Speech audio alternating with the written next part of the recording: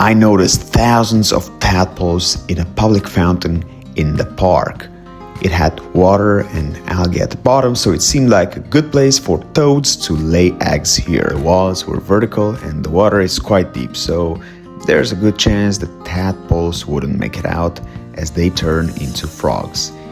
Each of these swimming things will eventually grow legs and arms. They'll lose their tail and turn into a tiny air-breathing frog that could drown in the water or die of starvation.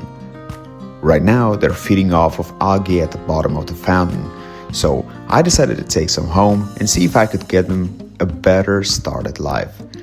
So I put out a 30-liter container, attached an air pump and a filter, and started feeding the tadpoles algae, boiled zucchini, and baby spinach as they love it. Here you can see the water turn slightly green from the spinach I put out last night, but I clean it every day to avoid the buildup of ammonia. They're usually way more active before feeding, and they all have different growth rates.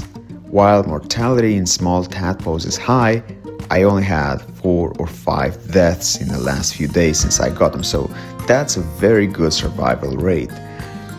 On the side, I put out an improvised terrarium with water, coconut fiber and moss for the froglets. As soon as they change into frogs, they start feeding exclusively on live moving food, so I gave them bloodworms and tiny crickets. Today I'll buy some fruit fly larvae which will grow in 1 week and become food for the frogs. One particular froglet is twisted. It was like this since day one, and it has a clear disadvantage in feeding, so I usually take her out and feed her separately. As I'll probably release most of those toads back in a safer place near a lakeside in nature, I'll probably keep this frog in captivity to keep feeding it, since in the wild its chances of survival are low. This is the first video and probably the last if it turns out people aren't interested in the topic. If you are, write down below and I'll come back with videos and vlogs. See you in the comments.